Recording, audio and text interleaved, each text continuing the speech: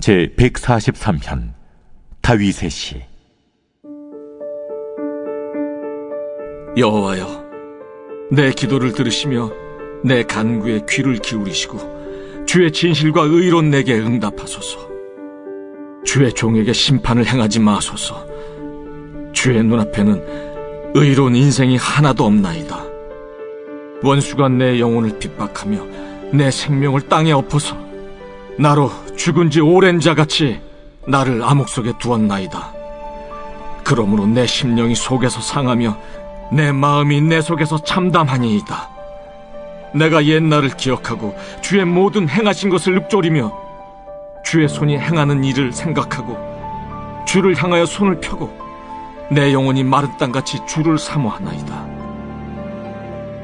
여호와여, 속히 내게 응답하소서. 내 영이 피곤하니이다. 주의 얼굴을 내게서 숨기지 마소서. 내가 무덤에 내려가는 자 같을까 두려워하나이다. 아침에 나로 하여금 주의 인자한 말씀을 듣게 하소서. 내가 주를 의뢰함이니이다. 내가 다닐 길을 알게 하소서. 내가 내 영혼을 주께 드림이니이다. 여호와여, 나를 내 원수들에게서 건지소서. 내가 주께 피하여 숨었나이다. 주는 나의 하나님이시니 나를 가르쳐 주의 뜻을 행하게 하소서.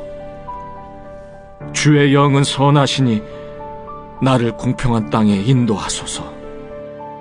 여호와여, 주의 이름을 위하여 나를 살리시고 주의 의로 내 영혼을 환난에서 끌어내소서. 주의 인자하심으로 나의 원수들을 끊으시고 내 영혼을 괴롭게 하는 자를 다 멸하소서.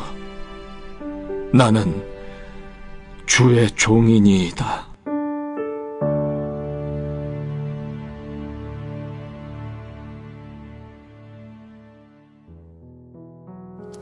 새벽 영성 기도 시간입니다. 오늘은 시편 143편 말씀을 함께 살펴보겠습니다. 오늘 시편 143편은 다윗의 시입니다. 오늘 본문에서 다윗은 자신의 상황을 다음 표현들을 통해서 우리에게 알려주고 있습니다. 먼저 3절과 4절을 보겠습니다. 원수가 내 영혼을 핍박하며 내 생명을 땅에 엎어서 나로 죽은 지 오랜 자 같이 나를 암흑 속에 두었나이다. 그러므로 내 심령이 속에서 상하며 내 마음이 내 속에서 참담하니이다. 또 9절과 12절도 함께 보겠습니다. 여호와여, 나를 내 원수들에게서 건지소서. 내가 주께 피하여 숨었나이다. 주의 인자하심으로 나의 원수들을 끊으시고 내 영혼을 괴롭게 하는 자를 다 멸하소서. 나는 주의 종이니이다. 아멘. 자주 등장하는 인물이 있습니다. 바로 원수입니다. 다윗은 원수들로 인해 내 영혼이 괴롭습니다. 내 원수에게서 건지소서라고 말하고 있습니다. 3절에 사용된 핍박하다 이 단어는 박해하다, 사냥하다의 의미도 가집니다. 즉 시인은 다윗은 단지 박해받는 정도가 아니라 사냥꾼이 짐승을 포획하고 숨통을 끊어놓기 위해 추격하는 의미를 지닌 단어를 사용함으로써 원수들이 얼마나 가혹하고도 잔인하게 자신을 괴롭게 했는지를 묘사하고 있습니다. 그야말로 수단과 방법을 가리지 않고 대적들이 자신을 파멸에 빠뜨리고자 했다라는 것입니다. 다윗은 원수라고 표현하고 있습니다. 그 원수는 누구를 말할까요? 시편 143편이 어떤 상황에서 쓰였는지를 알면 원수가 누구인지 알게 됩니다. 시편 143편은 자신의 아들 압살롬에게 쫓길 때에 쓰여졌습니다. 다윗이 자신의 아들을 향해서 아무리 밉다 할지라도 원수라고 하지는 않았을 겁니다. 압살롬을 따르는 신하들과 군사들을 향해서 원수라고 했을 겁니다. 본래 자신의 신하들이었고 군사들이었는데 이제는 그들에게 쫓기는 상황이 된 것입니다. 다윗이 어떻게 이렇게 쫓기는 상황에 놓인 걸까요? 이 모든 것은 어디에서 시작된 걸까요? 다윗이 밧세바를 자신의 아내로 삼고 우리아를 죽임으로 인해서 이 모든 것이 시작된 것입니다. 어제 우리는 다윗이 사울에게 쫓겼던 것을 보았습니다. 그는 굴에서 홀로 비참한 상태로 주님께 간절히 간구했었습니다. 만일 다윗이 굴에 있을 때에 기도한 것 절반만큼만 왕궁에 있을 때에 기도했더라면 그의 사정은 훨씬 좋았을 겁니다. 그러나 안타깝게도 저녁이 되어서야 침상에서 일어나고 왕궁 옥상에서 사방을 둘러보다가 유혹에 빠지고 마는 것을 보게 되는 겁니다.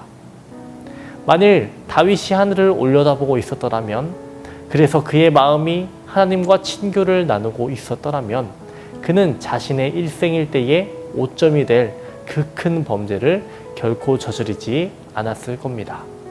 그리고 지금 이처럼 비참한 쫓김을 당하고 있지도 않을 겁니다. 아무리 다윗이라 할지라도 죄의 열매는 피하지 못했습니다. 여러분, 우리가 상처를 입으면 그 상처를 치료할 수 있습니다. 그러나 흉터는 남습니다. 아무리 다윗이 사람들에게 칭송받고 하나님을 높이는 사람이었다 할지라도 그가 지은 죄를 아무 대가 없이 사라지게 할 수는 없습니다.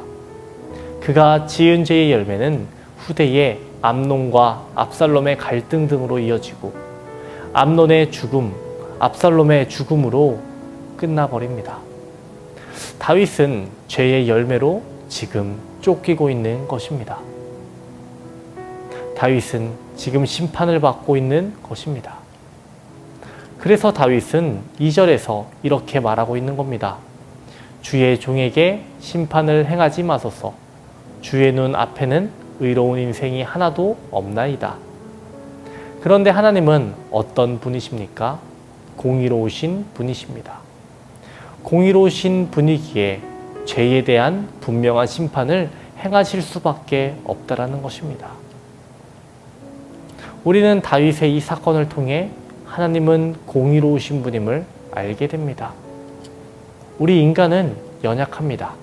우리는 연약함을 인정해야 돼요. 하지만 그것을 죄를 짓는 이유로 삼아서는 안 됩니다.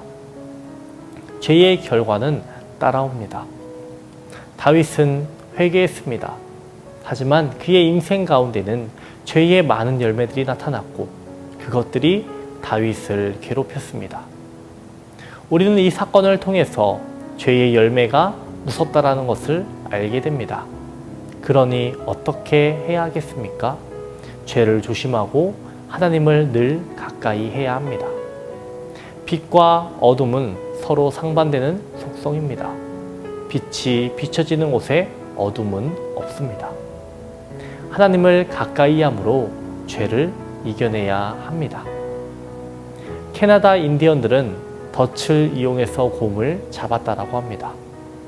곰이 좋아하는 꿀을 커다란 돌덩이에 바르고 그 돌덩이를 밧줄로 나뭇가지에 매달아 놓는 것입니다. 곰은 그것을 보고서 먹음직스러운 먹이로 알고 달려가 발길질을 하며 잡으려고 합니다. 하지만 꿀을 발라놓은 돌덩이는 미끄러워 잡지 못하고 시계추처럼 움직이게 되고 그 돌덩이는 곰을 때리게 됩니다. 곰은 화가 나서 더욱 세게 발길질을 합니다. 곰이 돌을 세게 때리면 때릴수록 돌은 더 큰 반동으로 곰을 때립니다. 이렇게 몇 번만 곰이 반복하면 그 곰은 나가 떨어지게 된다라고 합니다. 탈무드에는 이런 말이 있다라고 합니다. 똑똑한 사람은 구덩이에 빠지면 어떻게 해서든 잘 헤쳐나온다. 그런데 현명한 사람은 구덩이를 보면 미리 피해서 지나간다. 우리는 오늘 시편 143편 말씀을 통해서 죄의 열매가 얼마나 무서운지를 보았습니다. 예수님과 동행함으로 죄의 덫을 피해가는 우리 모두가 되어야 하겠습니다. 오늘 하루도 임마누엘 우리와 동행하시는 주님 의지하며 살아가시기를 주님의 이름으로 축원합니다. 기도하겠습니다. 사랑의 하나님, 오늘도 주님 앞에 나와 예배합니다. 오늘도 말씀을 듣게 하시니 감사합니다. 하나님의 말씀을 마음속에 새기게 하여 주시옵시고 하나님의 말씀을 따라갈 수 있도록 주여 도와주시옵소서. 오늘은 죄의 열매가 얼마나 무서운지 보았습니다. 죄 앞에서 넘어지지 않게 하여 주시옵시고 주님을 의지함으로, 주님을 가까이 함으로 죄를 이겨낼 수 있는 우리 모두가 될 수 있게 도와주시옵소서. 죄를 피하는 우리들 될 수 있도록 도와주시옵소서. 주님의 교회를 위해서 기도합니다.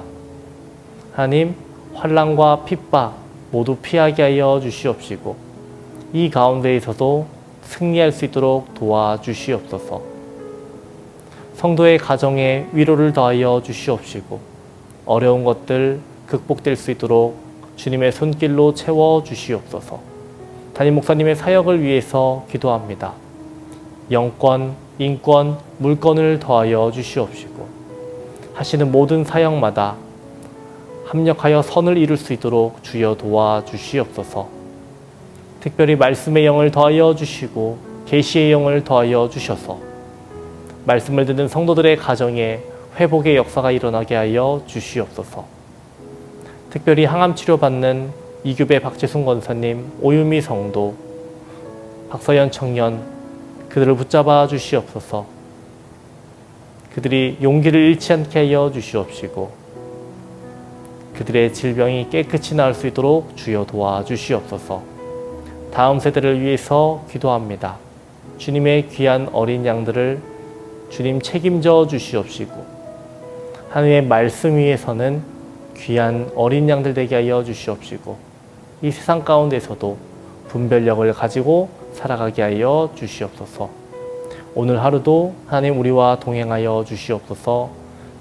예수님의 이름으로 기도합니다. 아멘.